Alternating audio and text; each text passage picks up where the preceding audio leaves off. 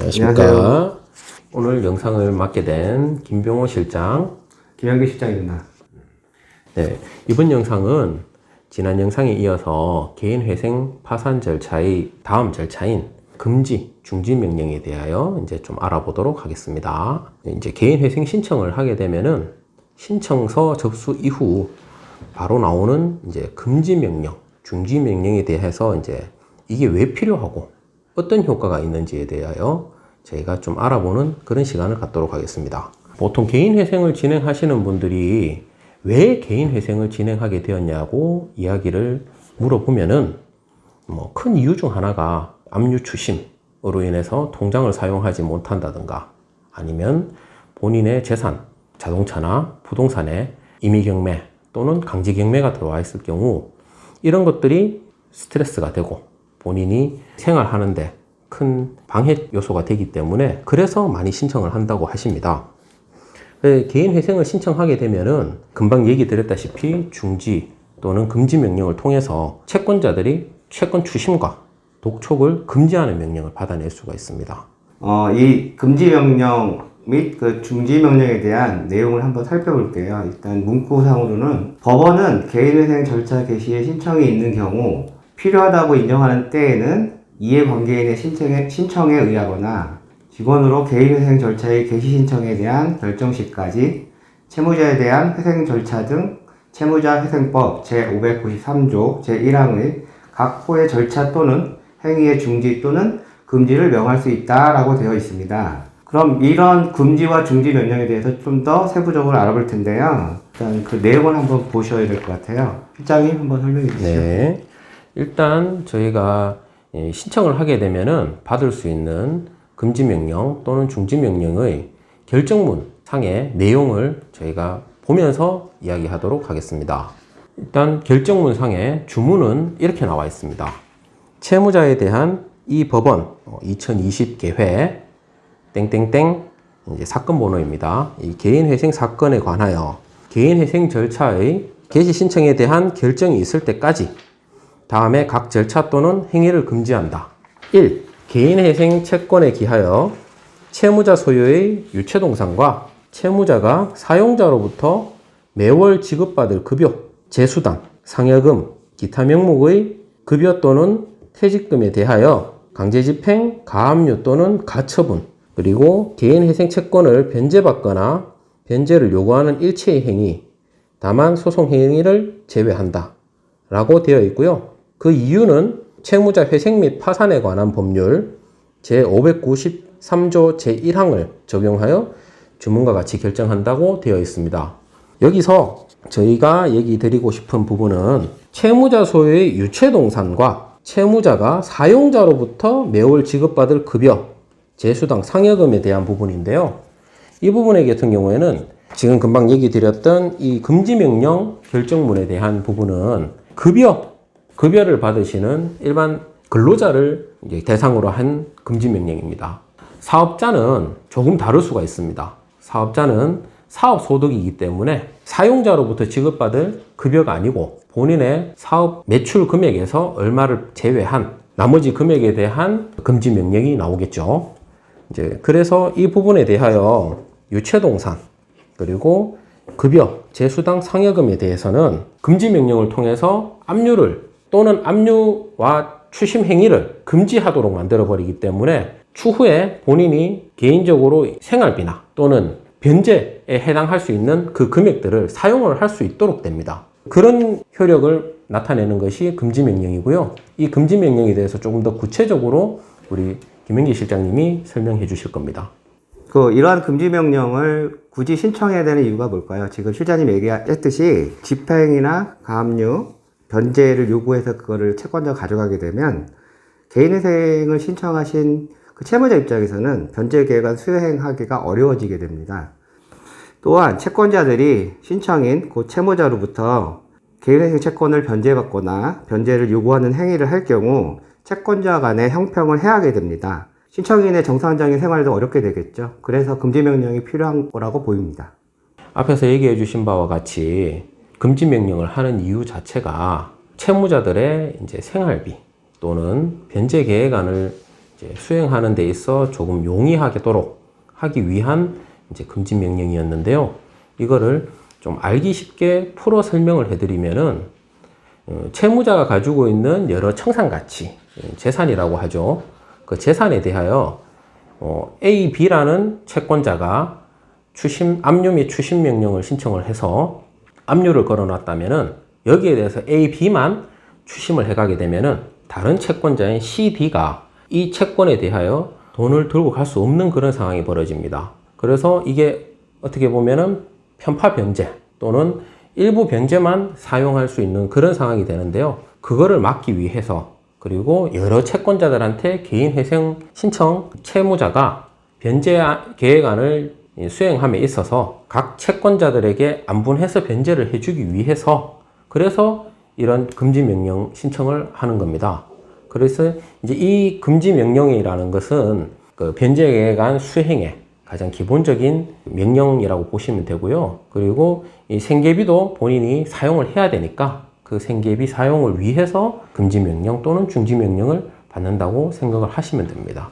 그렇다면은 이 금지 명령을 신청을 했을 때 과연 언제부터 이 금지가 되는 것이고 또는 언제부터 중지가 되는 것인지에 대하여 설명을 해드리도록 하겠습니다. 일단은 우리는 법원에 그 명령이 나오면은 또는 명령 또는 판결, 결정 이런 부분들에 대해서는 항상 송달이 우선 돼야 됩니다. 송달이 무엇이냐? 우편 또는 전자문서로 채권자에게 서류가 넘어가는 것을 뜻하는데요. 그 송달이 법원에서 결정을 하고 난 뒤에 채권자에게 이 서류가 송달이 되었을 때 채권자가 그 송달을 받은 날부터 효력이 발생한다고 보시면 됩니다.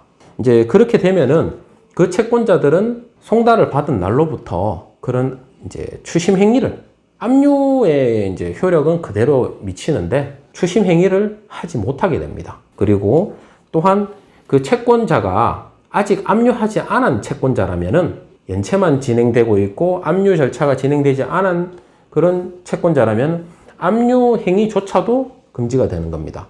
그렇게 생각을 하시면 되고요.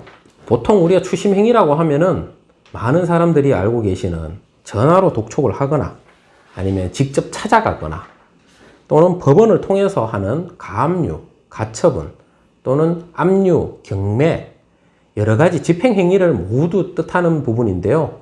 그런 부분들의 모든 행위까지 포괄적으로 금지되는 그런 명령입니다. 금지 명령은 신청하고 난 뒤에 보통 일주일 안에 결정이 되며 길어도 2주일 안에는 결정이 나오게 됩니다. 네, 지금까지는 금지 명령에 대해서 알아봤고 이번에는 중지 명령에 대해서 알아보겠습니다. 금지 명령은 새로이 앞으로 발생할 채권자의 추심, 강제 집행을 못하게 한다고 보면 되는데 금지 명령이 내리기 이전에 이미 강제 집행이라든지 압류라든지 여러 가지 가압류라든지 그런 추심 행위가 이미 이루어진 경우는 어떻게 할까요? 그 경우에는 법원에 중지 명령을 신청해서 집행을 중지시키는 행위를 해야 됩니다. 그 주문 내용을 보면 채무자에 대한 이 법원 2022 개회 땡땡땡땡 개인회생 사건에 관하여 개인회생 절차의 개시 신청에 대한 결정이 있을 때까지 채무자에 대한 뭐뭐뭐뭐 법원 2022 타격 뭐뭐뭐뭐 사건의 부동산 임의 경매 절차를 중지한다. 이런 비슷한 내용들이 있어요. 그래서 이 내용대로 한다면 이미 이루어진 강제 집행 등의 추심 행위 자체를 중지시켜서 마찬가지로 개인회생 절차를 좀 원활하게 하고 채권자 간의 형평성을 위해서 법원에서는 중지명령을 내려주게 됩니다. 이에 대한 중지명령의 효과에 대해서 한번 알아보겠습니다. 네, 이러한 중지명령의 효과에 대하여 설명드리도록 하겠습니다.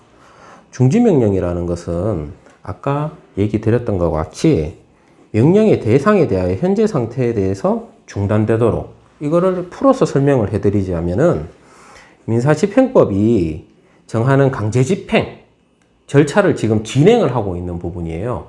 집에 흔히 우리가 빨간 딱지를 붙인다고 하는 차 부분 그리고 부동산 경매가 진행되고 있는 경우 진행 절차를 중단을 시키는 건데요.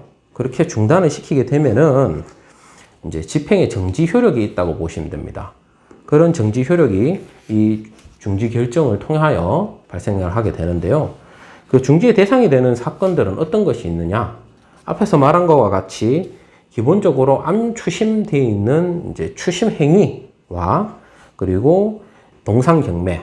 동산이라고 하면은 우리가 일반적으로 집에 있는 세탁기, TV, 냉장고 등 일반적인 그런 유체 동산도 있고 그리고 자동차도 동산에 해당됩니다.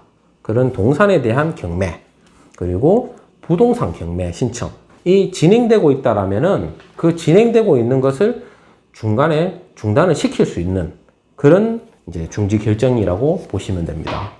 그래서 임의 경매 같은 경우에는 이 원래는 담보권자, 흔히 이제 재단 채권이라고 합니다. 이런 담보권자에 의해서 신청이 되는 부분이 대부분이고 그런 경우에는 원칙적으로는 이게 미치지 않으나 개인회생 신청이 있는 경우에 하나요. 개인회생 개시 결정이 있을 때까지는 이 행위 자체를 중지시킬 수 있도록 그렇게 실무적으로 많이 나오고 있습니다. 그래서 이 중지명령과 금지명령을 많이 신청하시는 이유가 급여에 압류가 들어와서 일을 하고 있는데 생활비를 뺄 수가 없는 부분이 있어요. 많이들 불편하신 부분입니다.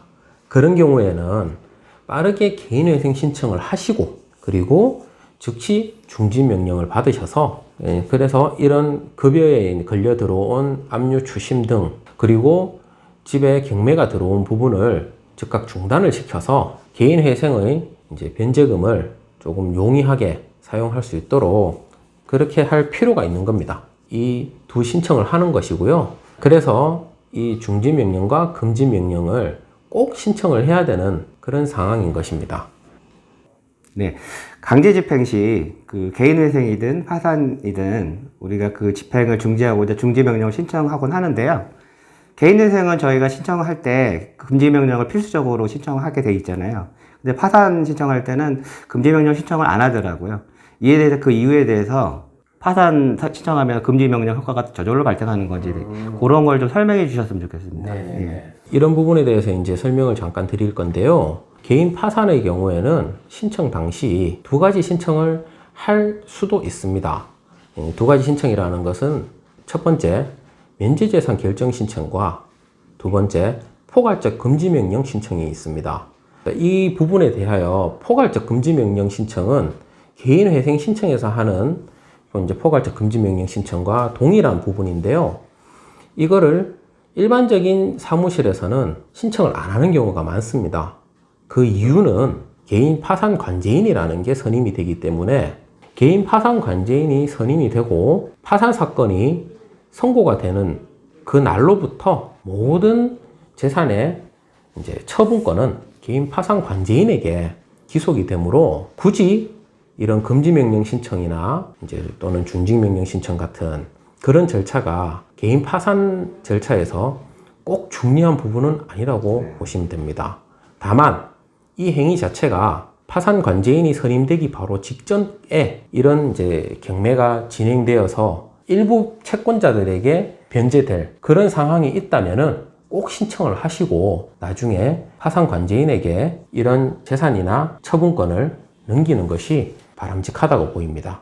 이제 결과적으로 개인회생제도는 채무자 여러분들을 위한 것입니다. 그렇기 때문에 채무자들을 보호하도록 만든 이 제도가 여러분들의 제2의 삶을 살게 해드리고 또한 제2의 경제적으로 두 번째 삶을 살게 해드리는 것이기 때문에 이 부분에 대하여 본인이 조금이라도 의심이 있거나 또는 이제 회생을 해야 되는지 내가 파산을 해야 되는지 잘 모르시겠다고 한다면은 우선적으로 전화를 하셔서 한번 상담을 받아보시는 것을 권유해 드립니다. 이상으로 영상을 마치도록 하겠습니다. 다음 시간에 뵙겠습니다. 감사합니다.